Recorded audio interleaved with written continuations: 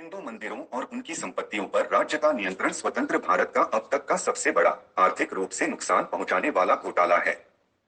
यह न केवल जारी है बल्कि मोदी सरकार के तहत भी फल फूल रहा है। इस बात से साबित होता है कि हमारे देश में राजनेता हिंदुओं के साथ कैसा व्यवहार करते हैं। यहाँ तक कि पेट्रोलियम क्षेत्र को कैश काउ के रूप में उपयोग कर भी हिंदू मंदिरों की लूट की तुलना में फीका है। मैं नहीं जानता कि यह कैसे और क्यों धर्मनिरपेक्षता के झंडाबरदारों की समझ की सीमा से परे है। यदि आप वास्तव में मानते हैं कि धर्म को राज्य से बाहर रखा जाना चाहिए, तो राज्य को धर्म से दूर रहना चाहिए। लेकिन क्या ऐसा होता है?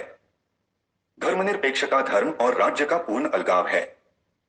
और फिर भी हमारे संविधान में आधा दर्जन अनुच्छेद और संशोधन तथा नीति निर्देशक सिद्धांत हैं जो इसे धर्मनिरपेक्ष नहीं बल्कि बहुलतावादी बनाते हैं।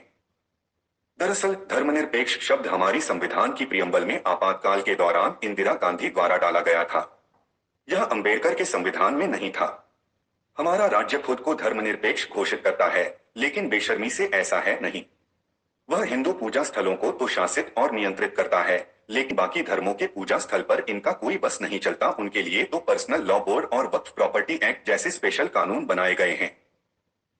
हिंदू मंदिर हजारों वर्षों से शिक्षा, सामुदायिक जीवन, व्यापार, स्टेट आर्ट, अर्थव्यवस्था यहाँ तक कि रक्षा के केंद्र रहे हैं। और प्रत्येक आक्रमणकारी जानता था कि भारत को नष्ट करने के लिए आपको पहले इसके मंदिर इकोसिस्टम और इकोनॉमी को नष्ट करना होगा। और हर आक्रमणकारी ने ऐसा ही किया। जो बात अंग्रेजों को अलग बनाती थी वह यह थी कि उन्होंने मंदिर की इकोनॉमी को अच्छी तरह समझ लिया और कानूनों की सहायता से उस इकोनॉमी पर कब्जा कर लिया। और ये कानून थे Madras regulation 1817, religious endowment act 1863, religious and charitable endowment act 1925 और Hindu religious and charitable endowment act 1935। स्वतंत्रता के बाद कांग्रेस की सरकार ने भी हिंदू मंदिरों की लूट जारी रखी और अंग्रेजों के सारे नियमों को एक एक्ट में समायोजित कर दिया गया जिसका नाम था Hindu religious and charitable endowment act 1951। और जब 1951 के कानून को बाद में उच्च न्यायालय और उसके बाद सर्वोच्च न्यायालय में चुनौती दी गई, तो सुप्रीम कोर्ट ने 1951 के एक्ट के अधिकांश कठोर प्रावधानों को रद्द कर दिया। लेकिन तब कांग्रेस जो सत्ता में थी, अदालत के ऑर्डर को खारिज करते हुए non Hindu religious charitable endowment act 1959 को पारित करवा लिया। वर्ष 2020 में मद्रास हाई कोर्ट ने इस कानून की संवैधानिक वैधता को चुनौती देने वाली याचिका यह कहकर खारिज कर दी कि टेंपल मैनेजमेंट का राइट टू वर्शिप से कोई लेना देना नहीं है। एक हिंदू जितनी चाहे उतनी पूजा कर सकता है। लेकिन मैं आपसे पूछता हूं, यदि कांग्रेस उस मंदिर को नियंत्रित करने के लिए कानून ला सकती है जो अभी भी कायम है, तो भाजपा हिंदू मंदिर को मुक्त कराने के लिए कानून क्यों नहीं ला सकती? स्वामी परमात्मानंद और स्वामी दयानंद सरस्वती की याचिका पिछले 12 साल से सुप्रीम कोर्ट में लंबित है। हाँ, वही सुप्रीम कोर्ट जो आतंकवादियों के लिए आधी रात को सुनवाई की अनुमति दे सकते हैं, लेकिन पिछले 12 साल से चंद घंटे नहीं निकाल पाए कि स्वामी जी की याचिका सुन ले। स्वामी जी तमिलनाडु के तिरुचेंगोर में भव्य अर्धनारीश्वर मंदिर का उदाहरण रखते हैं। भले ही मंदिर से सालाना 1 करोड़ से ज्यादा की आय होती है, वार्षिक पूजा और अनुष्ठान करने के लिए स्वीकृत बजट केवल 1 लाख रुपए है। स्वामी दयानंद सरस्वती उस दिन को देखने के लिए जीवित नहीं रहे, उनके प्रिय मंदिर पर राज्य का नियंत्रण हटा लिया गया। 2014 में उनका निधन हो गया। सिर्फ 10 राज्यों की सरकारें 1,10,000 से अधिक हिंदू मंदिरों को नियंत्रित करती हैं। तमिलनाडु मंदिर ट्रस्ट 47,81,000 एकड़ मंदिर भूमि को नियंत्रित करती है, जिसमें लगभग 36,425 मंदिरों पर नियंत्रण किया जाता है। कर्नाटक के लिए यह आंकड़ा 34,558 है। क्या यही धर्मनिरपेक्षता है? केरल के कम्युनिस्ट राज्य में 5 देवस्थानम ट्रस्ट त्रावणकोर, गुरुव्यूर, कोचीन, मालाबार और कुडनकुलम हैं। कम्युनिस्ट मिलकर 3,058 मंदिरों का मैनेजमेंट देखते हैं। लेकिन यह कैसे संभव है? कम्युनिस्टों द्वारा तो माना जाता है कि धर्म जनता के लिए अफीम है, फिर भी हिंदू मंदिरों को नियंत्रित क्यों कर रहे हैं? अपनी इच्छानुसार मंदिर ट्रस्टों की सदस्यों की नियुक्ति करने वाले कई लोग या तो कम्युनिस्ट पार्टी के होते हैं या उसके कार्डधारी सदस्य होते हैं। क्यों? ऑडिट के नाम पर हिंदू मंदिरों पर 5% से 21% तक प्रशासनिक शुल्क लगाना राज्य का कौन सा व्यवसाय है? कितनी बार पूजा करनी है और कौन कराएगा? अभिषेक के लिए कितना जल यूज किया जाएगा? पुजारी बनने के योग्य कौन है? और पूजा की विधि क्या होगी? क्या यह तय करना राज्य का काम है?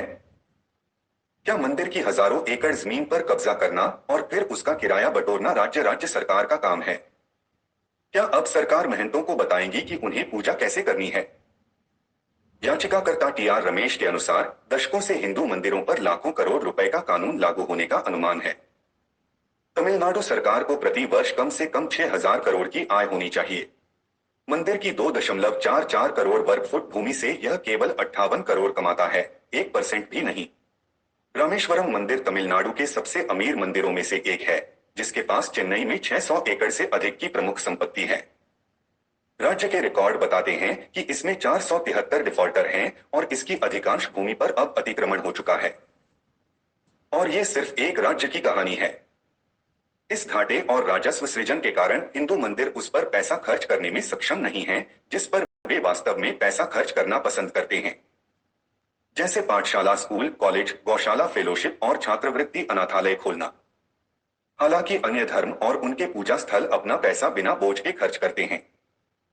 केवल भारत में ही आप ऐसी बेतुकी बात राज्य गैर हिंदुओं को नियुक्त करता है, जैसे मुसलमान फरीद हकीम और ईसाई बंगालापुरी अनीता को तेलंगाना देवस्थानम ट्रस्ट में नियुक्त किया गया है। इसलिए जब मंदिर की मूर्तियां चोरी हो रही हैं, मंदिर की संपत्ति नीलाम हो रही है, पूरे मंदिर का पारिस्थितिकी तंत्र और हिंदू जीवन शैली धीरे धीरे ईंट दर ईंट नष्ट हो रही है, तो भी ये देवस्थानम ट्रस्ट चुप है, क्योंकि उन्हें हिंदू धर्म से कुछ लेना देना नहीं है। अब तो मंदिरों पर हमला हिंदू धर्म पर हमले में बदल गया है।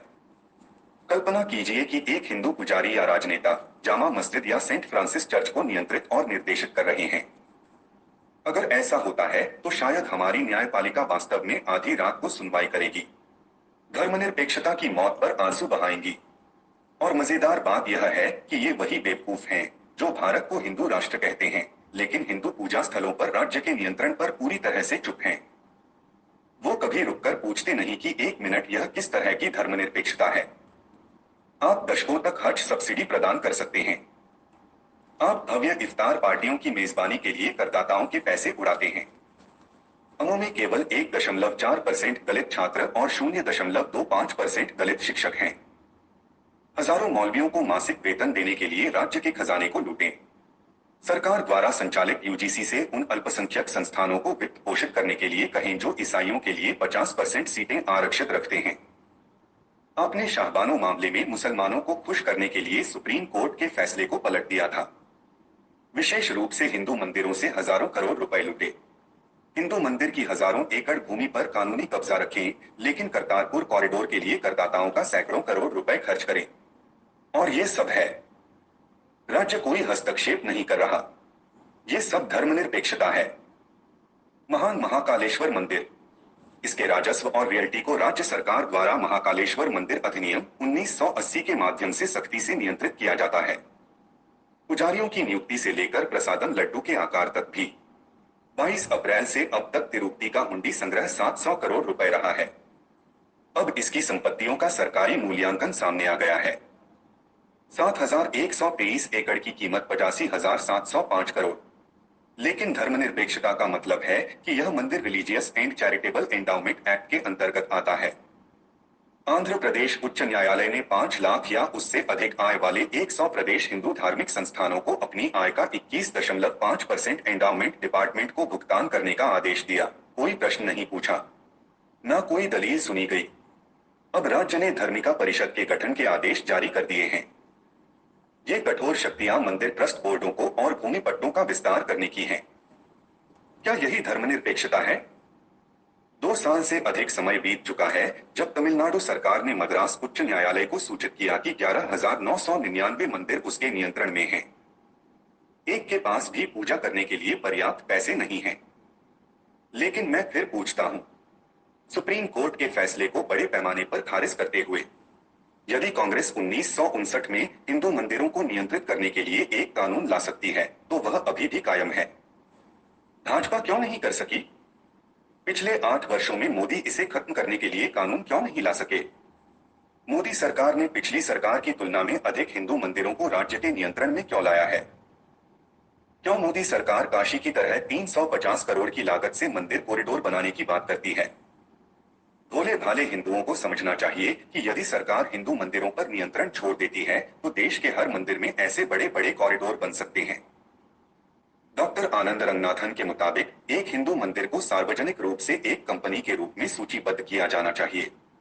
आखिरकार यह एक ऐसा उत्पाद प्रदान करता है जिसे लोग मन की शांति और आश्वासन के लिए खरीदते हैं, और अन्य कंपनियों के विपरीत जिन्हें लगातार बेहतर और नए उत्पादों को परिष्कृत करने या अपडेटेड वर्जन लाने की आवश्यकता होती है। मंदिरों का उत्पाद हजारों सालों में नहीं बदला है और नहीं कभी बदलेगा। भारतीयों को मंदिर में हिस्सेदारी खरीदने में सक्षम होना चाहिए और सार्वजनिक व्यापार के माध्यम से मंदिर को और अधिक समृद्ध बनाना चाहिए। जितना अधिक यह समाज के लिए स्कूलों, अस्पतालों, सड़कों, व्यायामशाला, पाठशाला, आवास इत्यादि दे पाएगा, और उतना ही अधिक यह समाज उत्थान करेगा। मंदिर के सार्वजनिक रूप से सूचीबद्ध होने से दान उतना ही आकर्षित होगा। मोदी सरकार का बहाना यह है कि नियंत्रण छोड़ने के बाद जो भी मंदिर पर नियंत्रण करेगा वह अस्थिर हो जाएगा। सरकार को मंदिर की संपत्ति पर कर लगा दीजिए, कोई दिक्कत नहीं, लेकिन कम से कम मंदिर द्वारा उत्पन्न धन तो मंदिर का होना चाहिए। कम से कम तब हिंदुओं को लगेगा कि उनके साथ उनके ही देश में इतना खुलेआम भेदभाव नहीं किया जाता। मुझे सुनने के लिए धन्यवाद। यदि आपको मेरा कंटेंट पसंद आया तो चैनल को सब्सक्राइब करें, वीडियो को लाइक और शेयर करें।